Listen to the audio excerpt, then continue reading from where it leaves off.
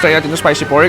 Na-winarn ako ni ate na sabi niya, very, very spicy daw. Sa video na to, maghanap tayo ng mga iba't ibang super cheap street food dito sa Bangkok, Thailand. Kakain tayo ng mura. 50 baht, less than 100 pesos. Double chicken rice, may fried chicken. Tapos dito naman para may steam or Hainanese chicken. Kakaiba. One of the best style of okay na nakain ko.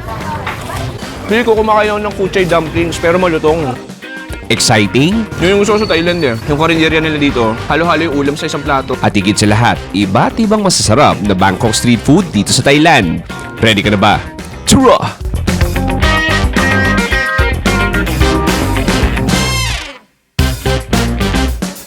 Ngayong araw, welcome back to Bangkok. Ang Bangkok ay tulad ng Maynila. Kaliwat kanan ng pagtingin mo, may iba't ibang masarap na pagkain. Nakakabusog, nakakatakam, pero higit sa lahat, may kamura na mga pagkain dito. At sa episode na to, samahan niyong kumain ng iba't ibang authentic Thai street food na under 50 pesos. At simulan natin Dito sa Trokmore Morning Market, dito sa Bangkok, Thailand. Pops, is 9 freaking AM ngayon, but I love the energy, I love the vibrancy, the action, at punong-puno na authentic Thai street food. Pero Pops, ano nga bang Trokmore Morning Market? It's a vibrant, historic fresh food market in the heart of Bangkok's Old Town. Mula alas 5 hanggang alas 10, alas 11 ng umaga, dito makikita yung bustling, traditional, authentic local market offering different stuff. From fresh produce, seafood, kahit anong klaseng pagkain na higit sa lahat, mga ready-to-eat meals ay pwede mo makita dito. Anyway, ang challenge sa episode na ito is maghanap tayo ng 10 na super cheap Thai street food.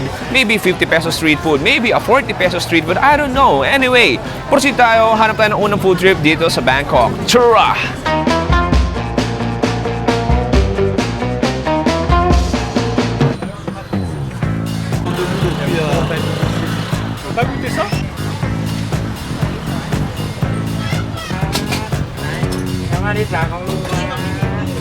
Super mèo hay bé mèo bé mèo.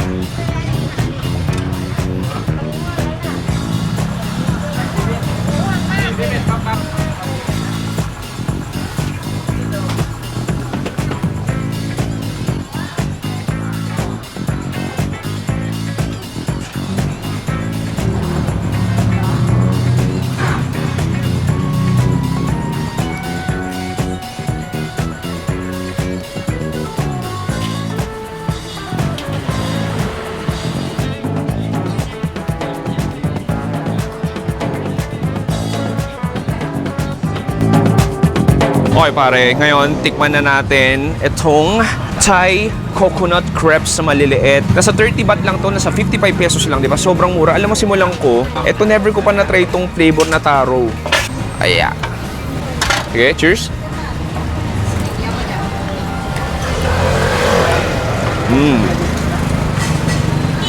Sarap.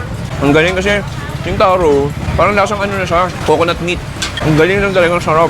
It's just ultra crispy outside and just very fluffy and creamy na parang sobrang milky. Like coconut milky flavor. Then, sarap lang din talaga ng lutong niya. Sarap. Next, try natin ito mais. Sarap. Sweet corn, pare. Just like a mix of sweet and savory. Nakita mo, oh? Ang galing eh. Ang dami yung customers. Kanina pa yung pila-pila. Next, try natin itong green onions. Ito mo rin pa naging Chinese flavor siya. Sarap. Alam mo, nung Chiang Mai ako last time, favorite dessert ko to. Hindi ako nagsisisi. Na nahanap ko rin dito yun. Anyway, Pops, dito pa lang sisimulan yung food trip natin. Marami pang pagkain dito. Hanap tayo ng susunod na cheap Thai street food.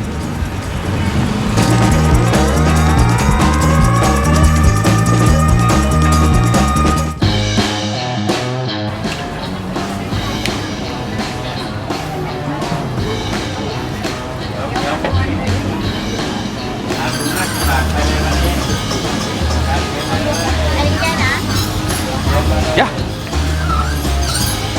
Bawang. Onions. Mangga ata. Kaptung kap.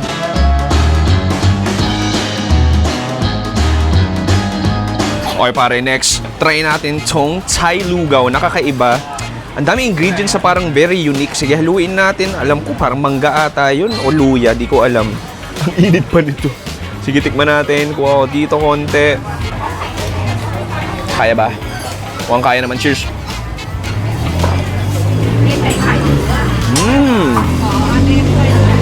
Maluya nga. Oh, wow.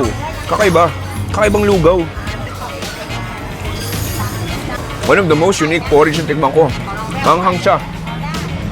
Yung consistency niya, parang normal na lugaw lang naman eh. Pero grabe lang kung if may liga sa luya, huwag mo kakainin to dahil yung mga luya slices sobrang generous. Parang may mga dried shrimp din siya. And then may mga parang pork giniling na to, mga tidbits. Carrots meron. May konting cilantro for sure. Pero grabe, ito ano rin to, 30 baht. Sa 55 pesos lang, ang dami. Look at that. Manalo. Ano pa? Kaibang atake ng lugaw. Isa ba? Galing. Medyo nawala na yung luya. Pero kung tatanungin mo ako, parang di hamak, mas masarap pa yung lugaw na sa Pilipinas. Yung mga lugaw nila dito, ito pangatlong klase ng lugaw na to. Yung mga lugaw nila dito usually, it's not more on the flavorful side. It's like, kinda bland. It's kinda bland, not in a negative way. I mean, may lasa pa rin naman siya, pero kung compare mo sa Pilipinas, mas malasa yung atin. Anyway, pare, kasi 10x food trip.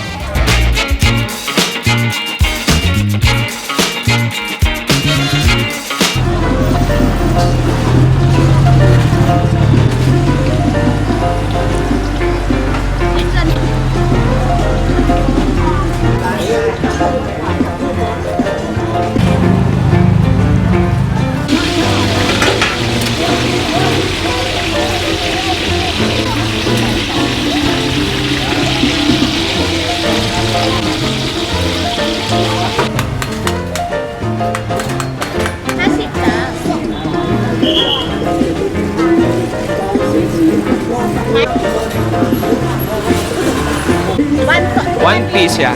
Yeah. One eat now. Yes. Okay pare, next food trip natin. Isang location to pero dalawang food trip na agad to. May mga iba't ibang fried food tayo dito. Unahin natin dito sa Thailand. Meron silang version nila. Okay, look at this. Fried shrimp fritters. Sobrang mamantika siya. Tikman natin habang mainit pa. Cheers!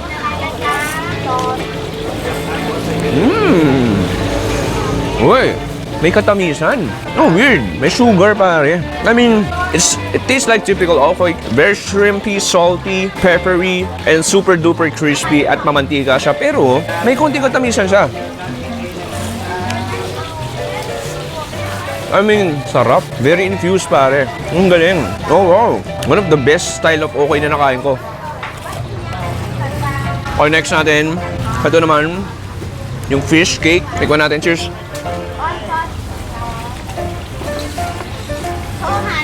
Haha. Kung alam niyo yung odeng sa Korea, basically ito prenito. Pero may Thai spices siya. Spongy, sobrang mamantika. And yung sauce natin, parang siyang mabangong patis. Ang galing. Tapos parang may mga beans din siya. Oo. May mga beans siya kasama. Sige, para medyo healthy, try natin with cucumber. Sarap. Ano?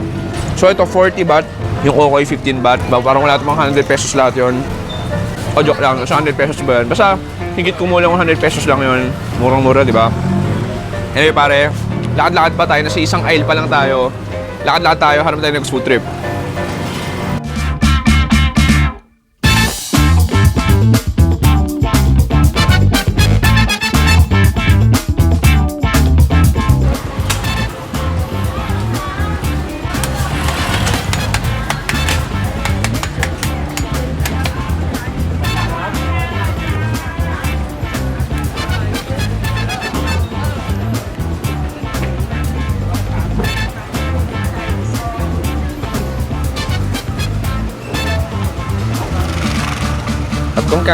Okay, Pops, katabi nung fried fritters, may nagbibenta dito ng fruits. Pero look at this, 20 baht, almost 35 pesos lang to.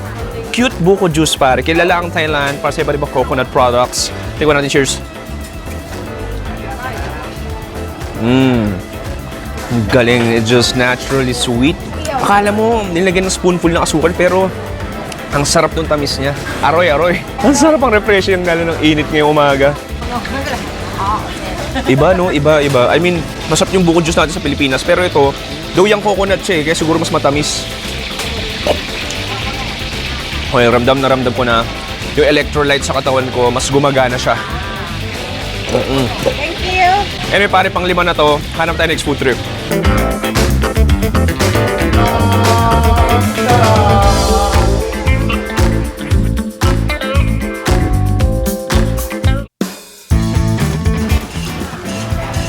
Chives. Okay, chives.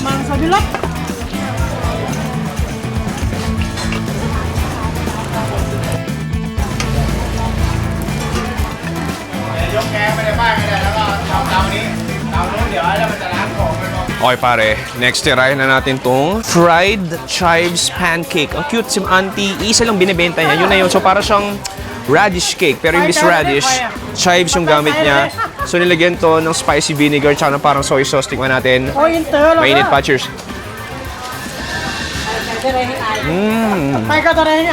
Harap. Aroy ah. Don't judge the look by its cover. Mali. Don't judge the book by its cover, pare. Aroy! Ang simple lang niya, pero sarap. Pili ko kumakain ako ng kuchay dumplings, pero malutong. Yung chives nandun, and then there's like a chewy, creamy texture inside. Yan yung labas niya, definitely malutong. Harap. Isa pa nagpapalasa dito, ito parang sweet soy sauce. Kasi spicy vinegar. Oh wow, that's surprisingly good. Hey Pops, lakad-lakad pa tayo. Hanap tayo next food trip.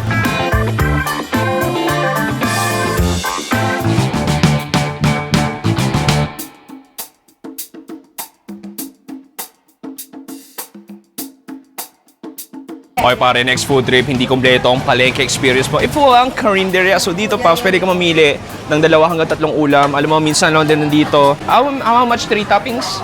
3 toppings, 60 baht. 60 baht lang. Pwedeng 100 something pesos lang.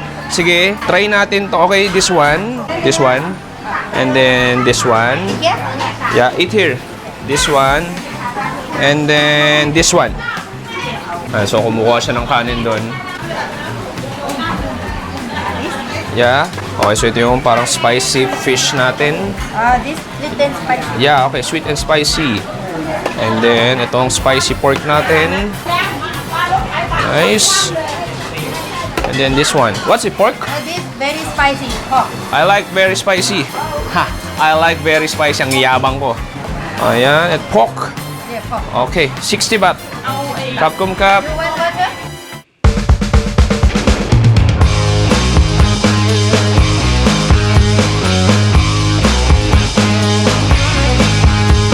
Okay pare, it's time to dig in. Turo style.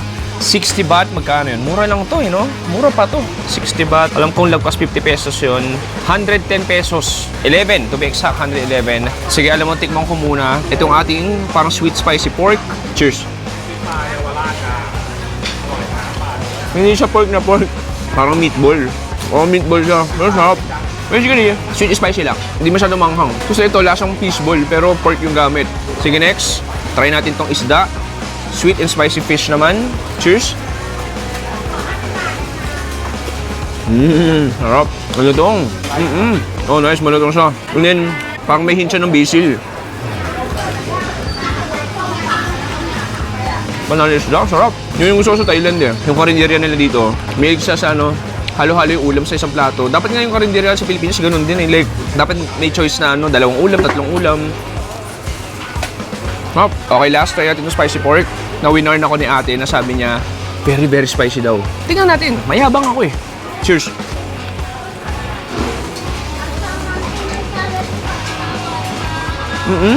Ha? Boring. Sabi nga ni James Carahan sa Old Pals, boring. To be fair, may anghang siya pero hindi siya yung masasaktan ako. Bata to ni Mark Queens pare. Minasubo na ako ni Mark Queens sa manghang na chili. So wala na lang to. Pero sarap. Basically, it's like a coconut curry sauce na mayroong flavor ng galangal o parang luya. Sarap. Nakailang kain ako pero kain pa rin ng kain. Sarap. Anyway pare, lakad-lakad pa tayo. Marami pa pagkain dito. Chara!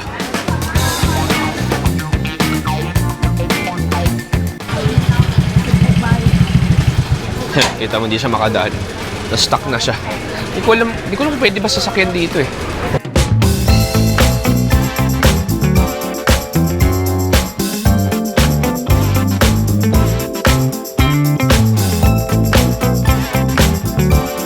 They're joking.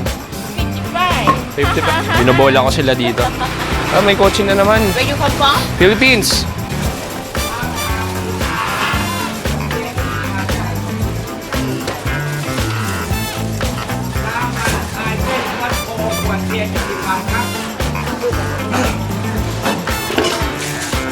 Wow. Popo, popo.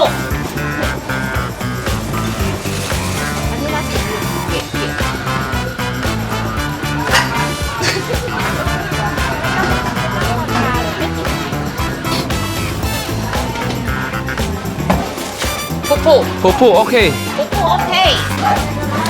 Popo. Okay pare, heto na yung ating authentic Thai green tea. So dito, bukod sa Thai milk tea kulay orange, sikat din tong Thai green tea nila. So pakita ko sa inyo. So ito Paps, si Auntie, sikat siya dito sa market na to. Like, kita mo kanina, di ba, sobrang joyful niya, sobrang cheerful, sobrang friendly. So sabi niya, iputo ko daw dito. Bahala na. Cheers! Yun! Sige, luwad na cute eh. Ano nakalagay sa plastic bag? Sige, cheers!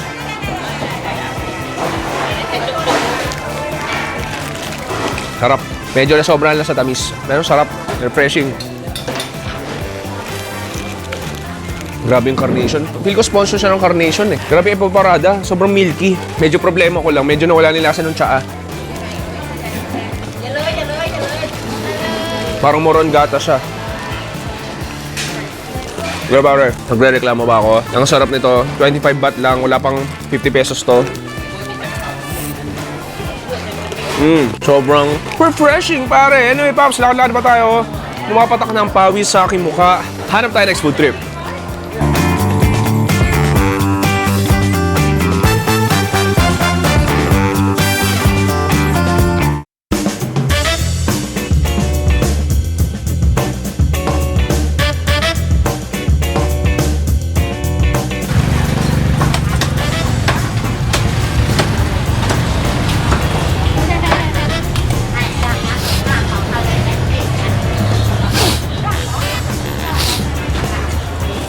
You have sauce, no? No sauce? Okay. Thank you. Okay pare, next food trip natin. Meron tayo ditong crispy fried food. Uy! May motor, tripod ko. May iba tayo mga pritong pagkain dito. Pero specifically, ang bestseller nila is pork belly. Look at this. So ito, walang sauce. Pakita ko sa inyo. Look at that. Very simple, very straightforward. Cheers. Masarap naman. Oh, nice. Pero mo, kulang lang talaga. Wala siyang any spicy vinegar or patis or what. Crispy, fatty, maganda ratio ng balat, ng taba at ng karne. Kulang talaga dito sauce. Wow! May sticky rice! Thank you! May libre pa akong sticky rice. Diba may sticky rice pa ako libre?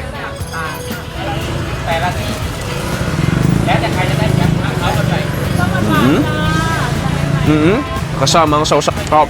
Pero nananalangin sana ako na meron tong kasamang sausawan. Pero masarap naman. Basically, lasa niya, natingin na kayo ng fried adobo sa Cebu. Parang ganun, mabawang lang siya. Kaya pare, malapit na mag-wrap up to. Ito, 50 baht lang din pala to. Wrap up 100 pesos. Hanap tayo ulit food trip dito sa Bangkok.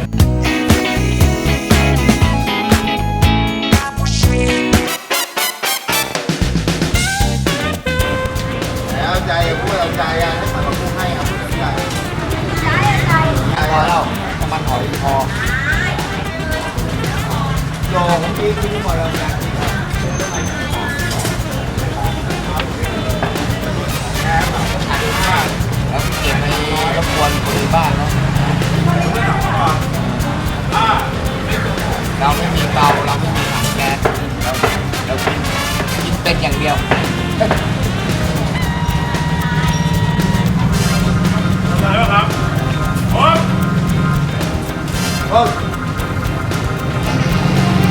ไหนวะ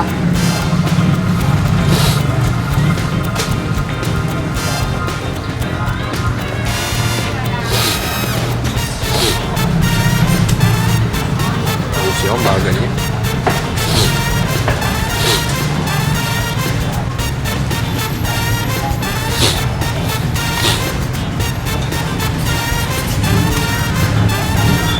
Thank you, 50.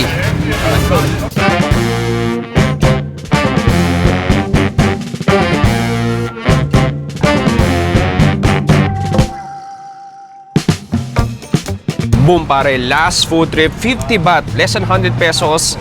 Double chicken rice, may fried chicken. Tapos dito naman para may steam or Hainanese chicken.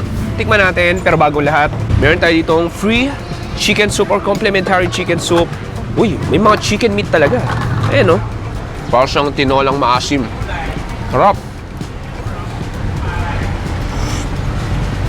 Oh, nice. Parang nga tinolang maasim. Panigaw may vinegar yun. Pero sarap. Chicken broth na chicken broth. Tapos may konting akong din siya. Panigaw may vinegar yun. Pero sarap. Chicken broth na chicken broth. Tapos may konting akong din siya. Okay, punta tayo sa chicken rice natin. Gusto ko i-try muna to. Walang sauce. Yung pinaka chicken rice lang muna. Ano, steamed chicken to. Cheers.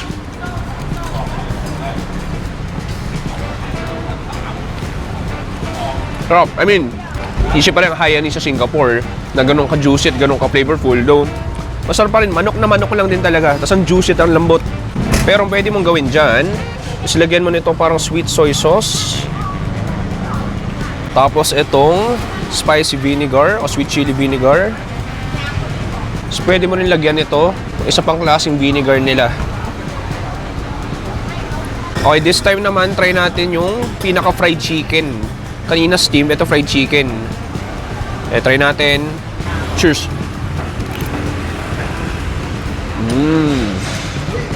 Sarap.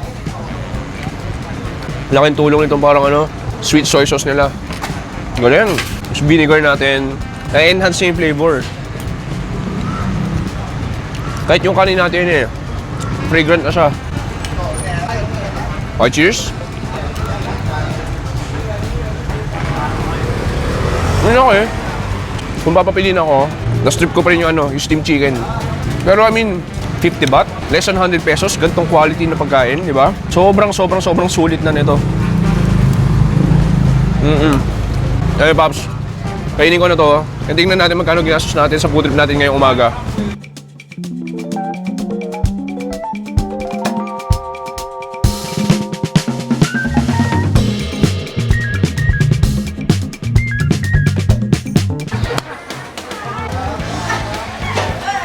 Say hi. Philippines. Hi, Philippines. Filipino. Yeah, Philippines.